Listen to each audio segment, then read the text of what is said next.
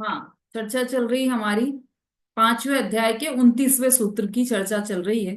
सद्द्रव्य लक्षण, सद्द्रव्य लक्षणम, जो कि सूत्र ही नहीं महासूत्र है। इसे महासूत्र कहा गया है। क्यों? क्योंकि यह हमारे सारे भ्रम का निवारण कर देने वाला सूत्र है। और जैन दर्शन का प्राण है यह सूत्र। जैन दर्शन ही बनता है इसके, इसी सूत्र के आधार पर जैन दर्शन का निर्माण हुआ है। देखिए, छठा पॉइंट चल रहा है हमारा। इस सूत्र में द्रव्य का लक्षण सत कहा है। यह सूत्र बतलाता है कि जिसका अस्तित्व हो वह द्रव्य है, जिसका अस्तित्व नहीं हो वह द्रव्य नहीं है। ये भी इसमें से निकल कर आ गया। ठीक है, आगे का पढ़िए।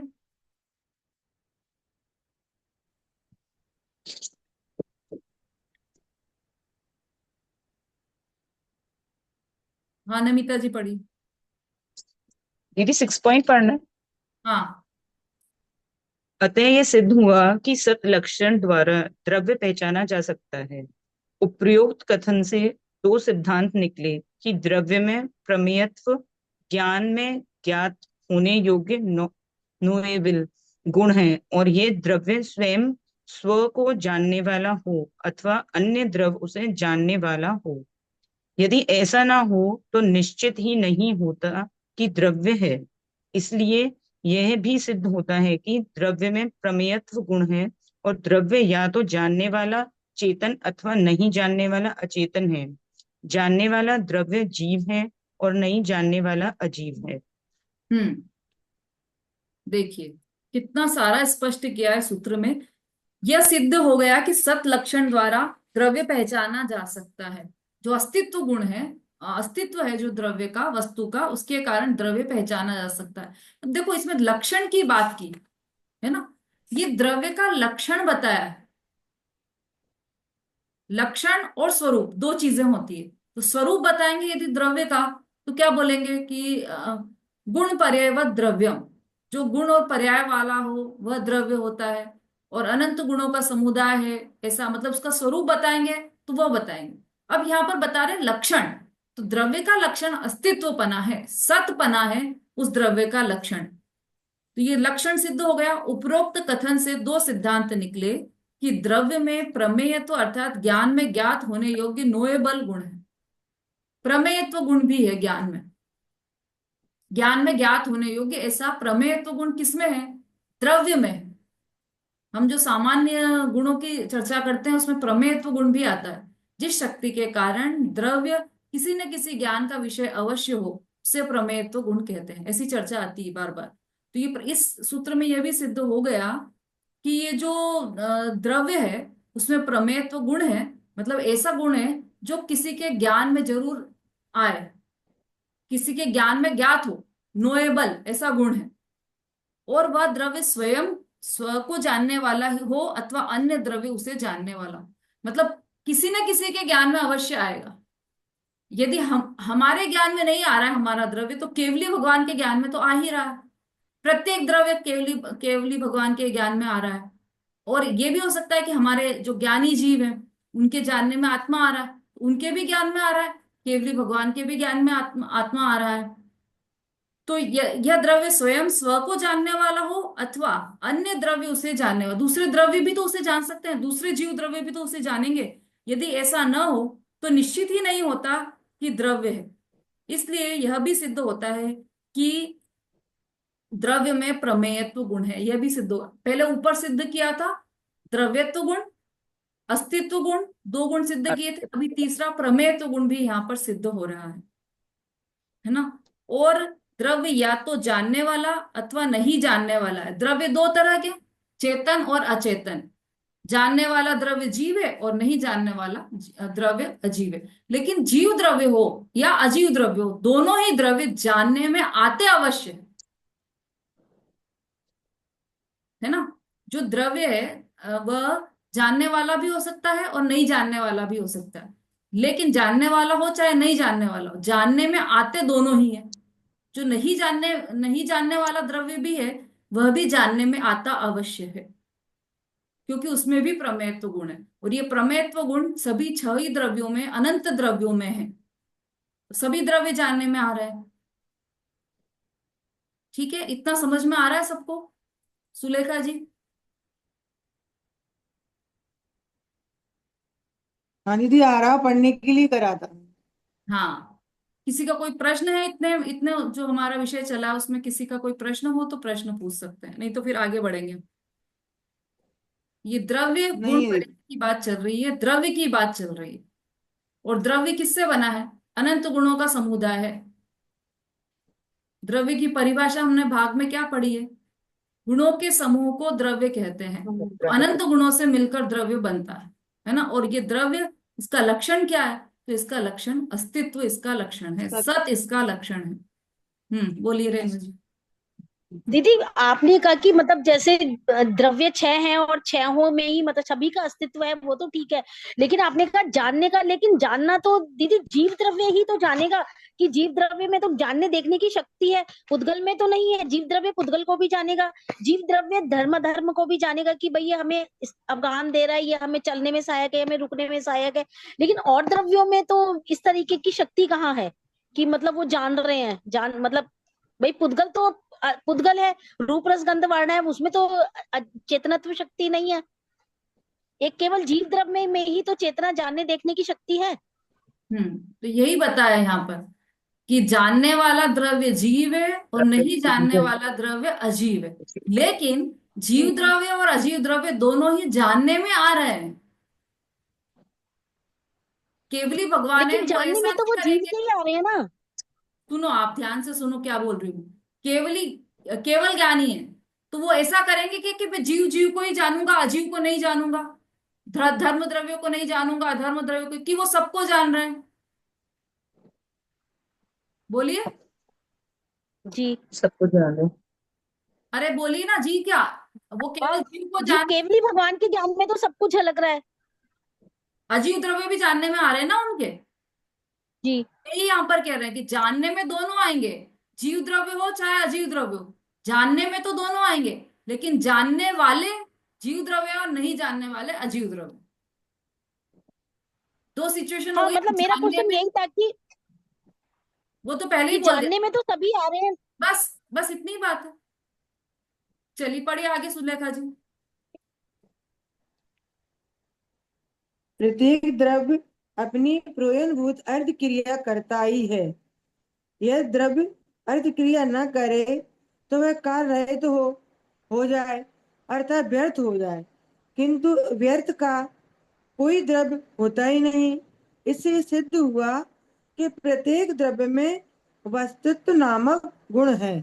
हाँ, अब देखो ये चौथा गुण बता रहे हैं। तीन गुण बता दिए, अस्तित्व, अस्तित्व, द्रव्यत्व और प्रमेय। प्रमेयत्व। हाँ, अब बता रहे हैं वस्तुत्व गुण। वस्तुत्व गुण का क्या कार्य है? यदि हमने उसकी परिभाषा पढ़ी हो तो क्या है वस्तुत्व गुण?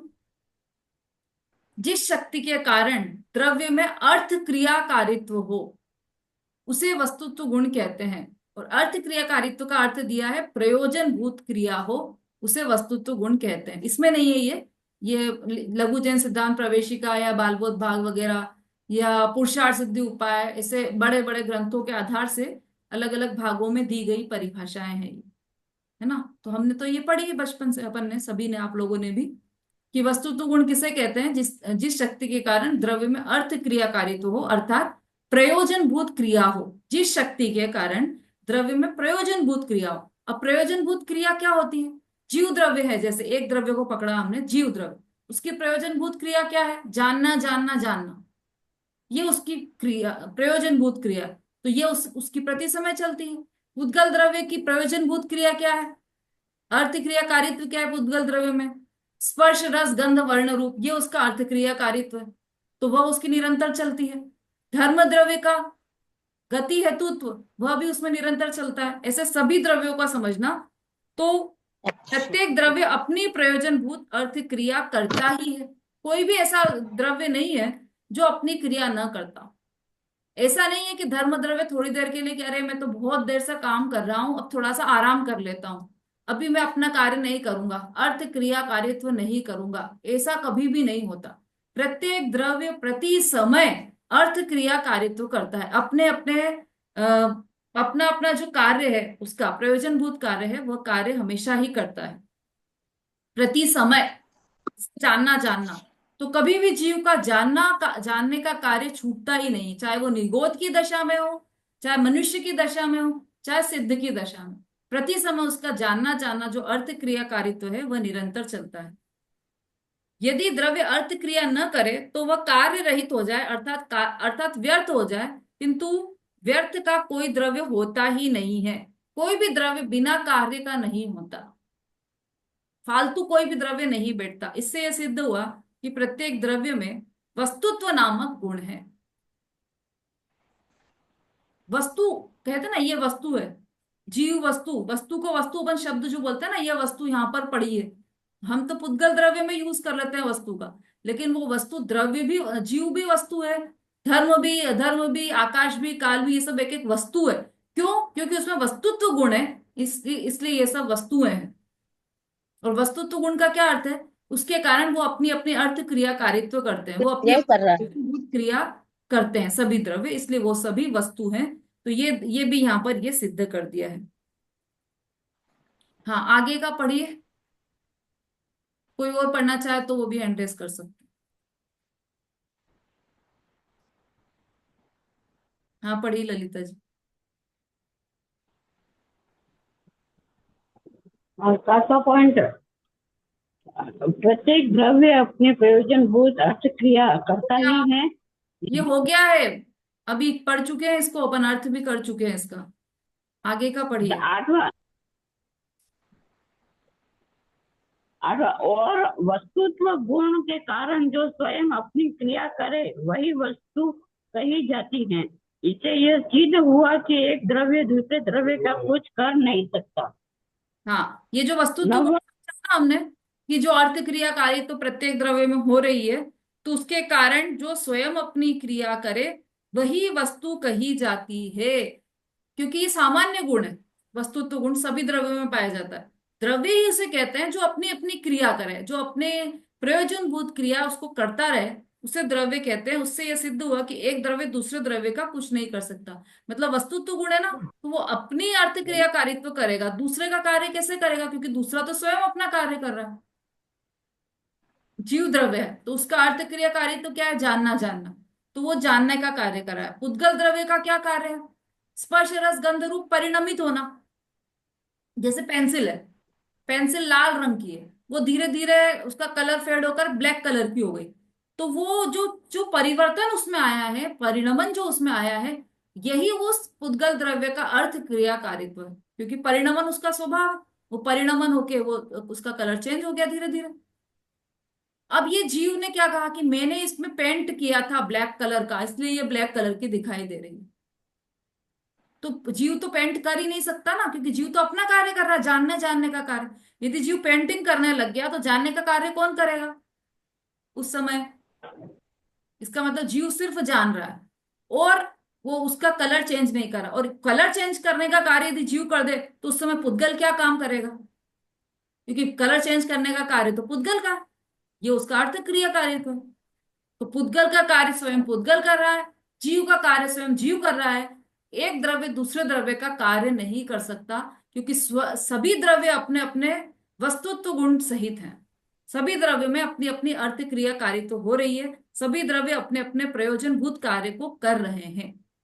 इसलिए एक द्रव्य में दूसरे द्रव्य के का कुछ एक द्रव्य दूसरे द्रव्य का कुछ भी कार्य नहीं कर सकता। आगे पढ़िए। पुनः पुनरपि जो द्रव्य है उसका द्रव्यत्व गुणत्व जिस रूप में ही हो वैसा कायम रहकर परिणमन करता है, किंतु दूसरे में प्रवेश नहीं कर सकता। इस गुण को गुरु लघुत्व गुण कहते हैं। इसी शक्ति के कारण द्रव्य का द्रव्यत्व रहता है और एक द्रव्य दूसरे द्रव्य रूप परिणमित नहीं होता, और एक गुण दूसरे गुण रूप परिणमित नहीं होता, तथा एक द्रव्य के अनेक गुण बिखर कर अलग नहीं हो सकता हो जाते। हाँ, ये अगुरु लघुत्व गुण की बात की है। अभी तक कौन कौन से गुण की बात हो गई समता भाभी? अभी अस्तुत वस्तुत द्रव्यत प्रमेत, अब जी अगु लघुत की हुई है। हाँ, छह ठीक। सामान्य गुणों की मतलब कि छठवा चल दिया। हाँ, अगुरु लघुत्व गुण, इसकी इसकी बात परिभाषा भी बताना है। नहीं, अभी परिभाषा इसमें आने वाली। पुनरपि जो द्रव्य है उसका द्रव्यत्व गुणत्व जिस रूप में हो वैसा कायम रहकर परिणमन करता है। द्रव्य परिणमन तो करता है क्योंकि उसमें द्रव्यत्व गुण है, तो प्रत्येक द्रव्य परिणमन करेगा। तो परिणमन तो करता है द्रव्य, लेकिन परिणमन करते हुए भी जैसा उसका द्रव्य है, जैसे उसके गुण है, वैसे ही रूप में परिणमन करेगा। जैसे जीव द्रव्य, तो जीव द्रव्य परिणमन कर रहा है, तो परिणमन करते करते इसे ज्ञान रूप है। अब वो चेंज हुआ तो अब स्पर्श रसगंध वर्ण रूप हो गया, अब चेंज हुआ तो वो गति हेतुत्व रूप में हो गया। ऐसा कभी भी नहीं होगा, क्योंकि वह परिणमन करते हुए भी अपने अपने द्रव्य और अपने अपने गुण में ही रहता है। मतलब जो गुण उसमें है उस रूप ही परिणमन करता है। इसलिए ऐसा कहा है कि पुनरपि जो द्रव्य है उसका द्रव्यत्व गुणत्व जिस रूप में हो वैसा कायम रहकर परिणमन करता है, किंतु दूसरे में प्रवेश नहीं कर सकता। इस गुण को अगुरु लघुत्व गुण कहते हैं, क्योंकि उसमें अगुरु लघुत्व गुण है, इसलिए वो दूसरे द्रव्य रूप नहीं होगा, अपने एक गुण पर्याय रूप परिणमित होगा। इसी शक्ति के कारण द्रव्य का द्रव्यत्व रहता है और एक द्रव्य दूसरे द्रव्य रूप परिणमित नहीं होता। अगुरु लघुत्व गुण के कारण द्रव्य में द्रव्यत्व बना कायम रहता है और एक द्रव्य दूसरे द्रव्य रूप परिणमित नहीं होता। एक गुण दूसरे गुण रूप परिणमित नहीं होते और एक द्रव्य के अनेक गुण बिखर कर अलग अलग नहीं हो जाते। अगुरु लघुत्व गुण की परिभाषा है, एक गुण दूसरे गुण रूप परिणमित नहीं होता। जो काम ज्ञान गुण का है वो ज्ञान गुण ही करेगा, श्रद्धा गुण उस कार्य को नहीं करेगी। श्रद्धा का जो कार्य है वो श्रद्धा गुण ही करेगा। चारित्र गुण उस गुण का कार्य नहीं करेगा। सभी गुण अपना अपना कार्य करते हैं, एक एक गुण दूसरे गुण रूप नहीं होता और एक द्रव्य के अनेक गुण बिखर कर अलग नहीं हो जाते। ऐसा नहीं होगा कि जीव में ज्ञान गुण तो था अभी तक, लेकिन अब वो निगोद में चला गया तो उसका ज्ञान गुण निकल कर दूसरे जो जो ज्ञानी ज्यादा है उसमें चला गया। ऐसा भी नहीं होगा, गुण बिखर कर अलग अलग नहीं होंगे, गुण इकट्ठे रहेंगे, तभी तो वो द्रव्य रूप में है, तभी तो उसे द्रव्य कहा है, तभी तो उसे अस्तित्व गुण सहित वस्तु कहा है, क्योंकि उसमें अगुरु लघुत्व गुण है, इसलिए वह गुण बिखर कर अलग अलग नहीं हो जाते। समझ में आ रही है बात सबको? कठिन तो जी नहीं दीदी। पड़ कठिन पड़ रही है? नहीं दीदी, अच्छी तरह क्लियर हो गया। हाँ। अब ये पूरी, ये क्योंकि अभी तक हम पुद्गल की बात चल रही थी ना, उससे थोड़ा सा अलग हटकर विषय है ये। अब ये सभी द्रव्यों का सामान्य रूप से कथन है, केवल पुद्गल द्रव्य का ही नहीं है, सभी द्रव्यों की बात यहाँ पर कर रहे हैं। तो इसमें पुद्गल द्रव्य भी इंक्लूड हो गया कि पुद्गल द्रव्य भी ऐसा है और जीव द्रव्य भी ऐसा है, सभी द्रव्य ऐसे हैं, सभी द्रव्य इंक्लूड हो गए, तो सभी द्रव्यों की बात चल रही है। तो थोड़ी विशेष बात है और विशेष ध्यान से सुनने योग्य बात है, बारंबार सुनने योग्य बात है, क्योंकि जो द्रव्य है उस द्रव्य में क्या क्या गुण है, सामान्य गुण ही इतने अद्भुत है कि उसके कारण वो नाश ही नहीं होता, उसके कारण उसके गुण अलग अलग नहीं हो जाते, उसके कारण प्रति समय परिणमन चलता है, उसके कारण केवल ज्ञानी के ज्ञान में या किसी न किसी ज्ञान में अवश्य आते हैं जीव या द्रव्य, है ना। इससे अद्भुत अद्भुत गुण है, सामान्य गुण जो सभी द्रव्यों में है, केवल जीव द्रव्य में नहीं, सभी गुण द्रव्यों में। और ये जो सद्द्रव्य लक्षणम, ये जो हमारा सूत्र आया है, ये इन सभी गुणों को सिद्ध करने वाला यह सूत्र है, सद्द्रव्य लक्षणम। तो इसी सूत्र की चर्चा आगे करेंगे हम, अभी तो समय हो गया है। हाँ, कोई प्रश्न हो तो पूछ सकते हैं। मणि जी बोली।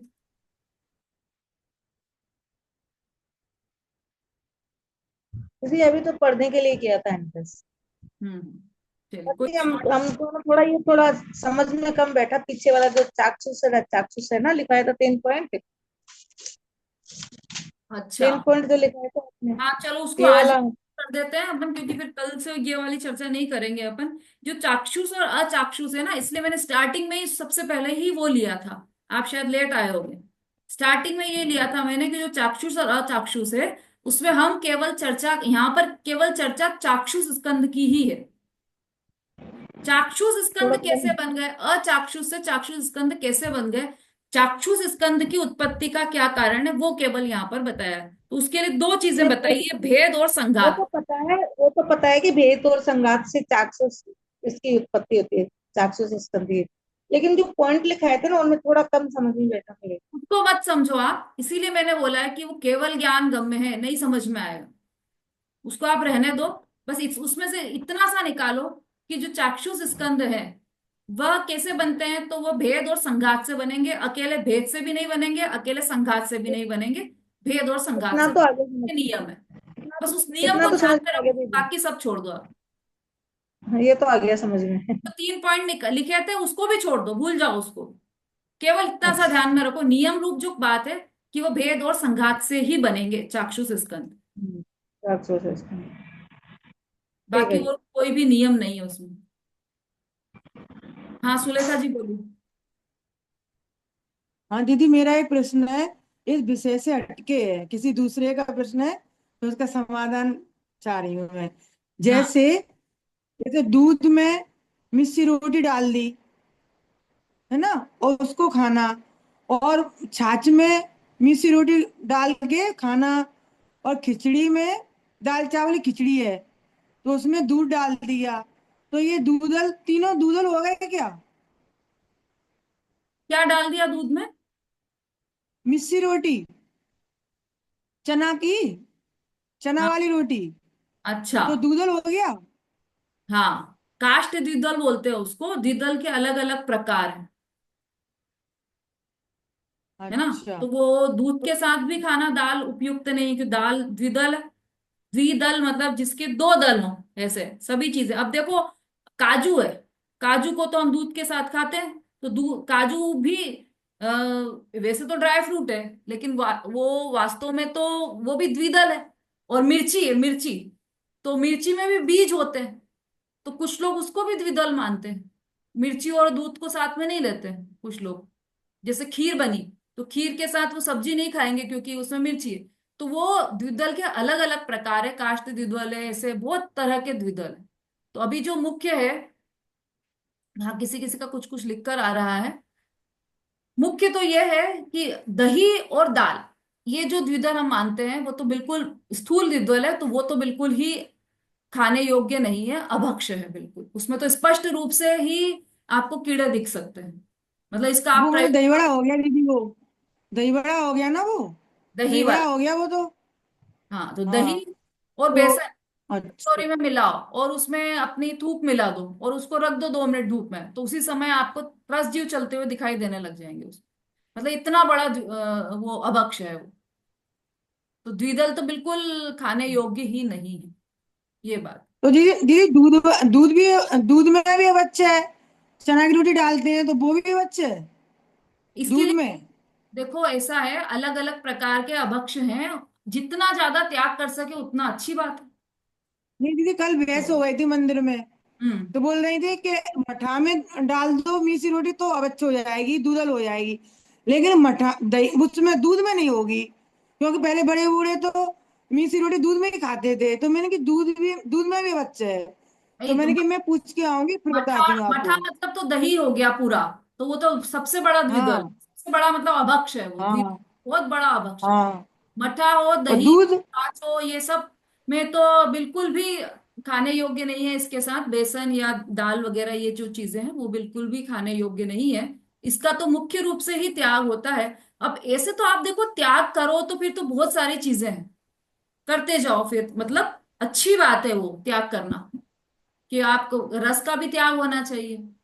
फिर दोष तो बहुत सारी चीजों में है। अब जो श्रीमद जी थे, श्रीमद राजचंद्र जी, वो हरितकाय का त्याग था उनका, आजीवन हरितकाय का त्याग। वो जो तोरई होती है ना, तोरई को कोई सुधार रहा हो उनके सामने, उसको देख ले तो उनके आंसू, आंखों से आंसू टप टप टपकने लग जाते थे।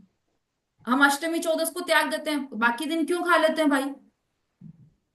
ये तो वो गलत ही ना, हरित का अब पत्तियां तो खा दीदी रहे, क्या धनिया। हुआ इसका फिर, दीदी क्या हुआ इसका, दूध वाला क्या हुआ फिर, अब अच्छा है कि नहीं, दूधल है कि नहीं? अरे भाई यही तो मैं बता रही हूँ कि अभक्ष बहुत तरह के हैं, उसको आप ग्रंथ में देखना, वो भी एक तरह का अभक्ष है, लेकिन मुख्य अभक्ष तो ये है मठे के साथ वाला, दही अच्छा। के साथ वाला, ये मुख्य अभक्ष है। ठीक है, वो भी अभक्ष है। ठीक है। और वो आप बहुत सारे हैं, फिर उसमें आप देख लेना, जितनों का भी आप त्याग कर सको अच्छी बात है। चलिए। जावाणी के ज्ञान से सूझे लोकालो, सो वाणी मस्तक नमो सदा देत बूंढो। बोलिए जिनवाणी माता की जय। महान जैन धर्म की जय हो। आचार्य उमा स्वामी की जय। तो जय जय जय जय दीदी, सभी को जय जय। जय जय। सबको